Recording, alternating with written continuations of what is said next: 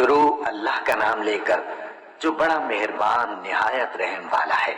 اور جب موسیٰ نے اپنے شاگرد سے کہا کہ جب تک میں دو دریاؤں کے ملنے کی جگہ نہ پہنچ جاؤں ٹلنے کا نہیں، خاص صدیوں چلتا رہوں۔ پھر جب وہ دونوں ان دریاؤں کے سنگم پر پہنچے تو اپنی مچھلی بھول گئے۔ پھر اس مچھلی نے دریا میں سرنگ کی طرح اپنا رستہ بنا لیا۔ جب آگے چلے تو موسیٰ نے اپنے شاگرد سے کہا کہ ہمارا کھانا لاؤ، اس سفر سے ہم کو بہت تکان ہو گئی ہے۔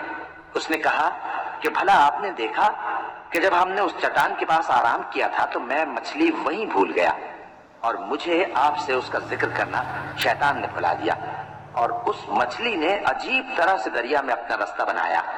موسیٰ نے کہا یہی تو وہ مقام ہے جسے ہم تلاش کرتے تھے۔ تو وہ اپنے پاؤں کے نشان دیکھتے دیکھتے لوٹ گئے۔ وہاں انہوں نے ہمارے بندوں میں سے ایک بندہ دیکھا جس کو ہم نے اپنے ہاتھ سے رحمت خاص سے نوازا تھا اور اپنے پاس سے ایک خاص علم بخشا تھا۔ موسیٰ نے ان سے جن کا نام خضر تھا کہا کہ جو علم اللہ کی طرف سے آپ کو سکھایا گیا ہے، اگر آپ اس میں سے مجھے کچھ بھلائی کی باتیں سکھائیں تو میں آپ کے ساتھ رہوں۔ خضر نے کہا کہ تم میرے ساتھ رہ کر صبر نہیں کر سکو گے، اور جس بات کی تمہیں خبر ہی نہیں اس پر صبر کر بھی کیسے سکتے ہو؟ موسیٰ نے کہا اللہ نے چاہا تو آپ مجھے صابر پائیے گا اور میں آپ کے ارشاد کے خلاف نہیں کروں گا۔ خضر نے کہا اگر تم میرے ساتھ رہنا چاہو تو شرط یہ ہے مجھ سے کوئی بات نہ پوچھنا جب تک میں خود اس کا ذکر تم سے نہ کروں۔ تو دونوں چل پڑے، یہاں تک کہ جب کشتی میں سوار ہوئے تو خضر نے کشتی کو پھاڑ ڈالا۔ موسیٰ نے کہا کیا آپ نے اس کو اس لیے پھاڑا ہے کہ سواروں کو غرق کر دی؟ یہ تو آپ نے بڑی عجیب بات کی۔ خضر نے کہا کیا میں نے نہیں کہا تھا کہ تم میرے ساتھ صبر نہ کر سکو گے؟ موسیٰ نے کہا کہ جو بھول مجھ سے ہوئی اس پر مواخذہ نہ کیجیے اور میرے معاملے میں مجھ پر مشکل نہ ڈالیے۔ پھر دونوں چلے، یہاں تک کہ راستے میں ایک لڑکا ملا تو خضر نے اسے مار ڈالا۔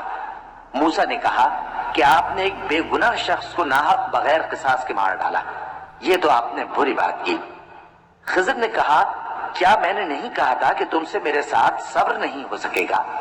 انہوں نے کہا کہ اگر میں اس کے بعد پھر کوئی بات پوچھوں یعنی اعتراض کروں تو مجھے اپنے ساتھ نہ رکھیے گا کہ آپ میری طرف سے عذر کے قبول کرنے میں حد کو پہنچ گئے ہیں۔ پھر دونوں چلے، یہاں تک کہ گاؤں والوں کے پاس پہنچے اور ان سے کھانا طلب کیا۔ انہوں نے ان کی ضیافت کرنے سے انکار کیا۔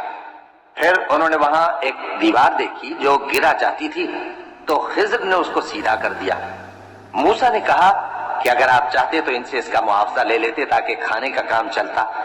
خضر نے کہا کہ اب مجھ میں اور تم میں علیحدگی، مگر جن باتوں پر تم صبر نہ کر سکے میں ان کا تمہیں بھید بتائے دیتا ہوں کہ وہ جو کشتی تھی غریب لوگوں کی تھی جو دریا میں محنت کر کے یعنی کشتیاں چلا کر گزارا کرتے تھے، اور ان کے سامنے کی طرف ایک بادشاہ تھا جو ہر اچھی کشتی کو زبردستی چھین لیتا تھا۔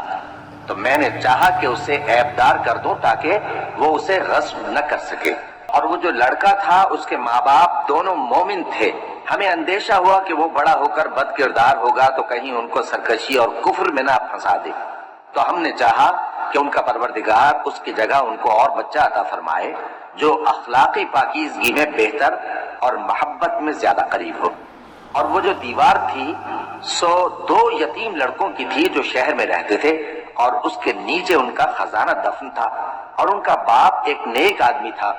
تو تمہارے پروردگار نے چاہا کہ وہ اپنی جوانی کو پہنچ جائیں اور پھر اپنا خزانہ نکالے۔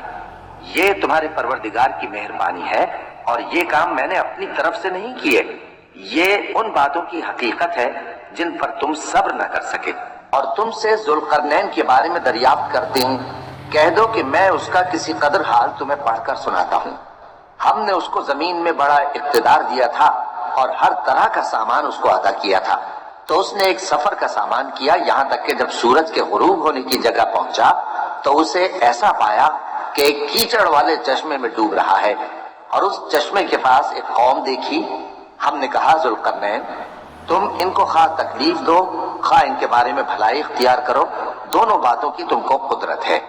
ذوالقرنین نے کہا کہ جو کفر و بد کرداری سے ظلم کرے گا اسے ہم سزا دیں گے، پھر وہ اپنے پروردگار کی طرف لوٹایا جائے گا تو وہ بھی اسے بڑا عذاب دے گا، اور جو ایمان لائے گا اور عمل نیک کرے گا اس کے لیے بہت اچھا بدلہ ہے۔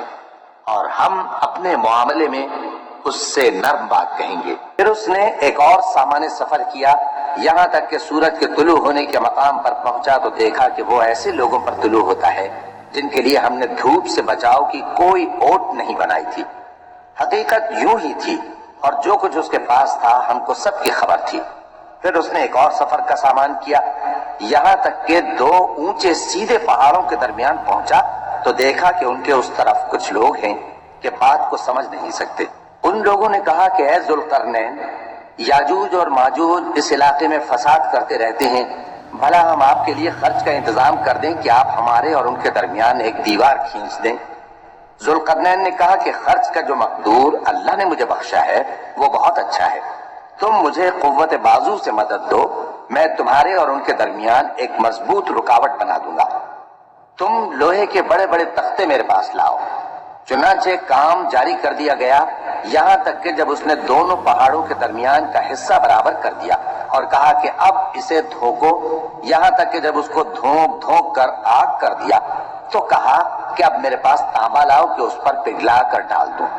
پھر ان میں یہ قدرت نہ رہی کہ اس پر چڑھ سکیں اور نہ یہ طاقت رہی کہ اس میں نقب لگا سکیں۔ بولا کہ یہ میرے پروردگار کی مہربانی ہے، پھر جب میرے پروردگار کا وعدہ آ پہنچے گا تو اس کو ڈھا کر ہم وار کر دے گا، اور میرے پروردگار کا وعدہ سچا ہے۔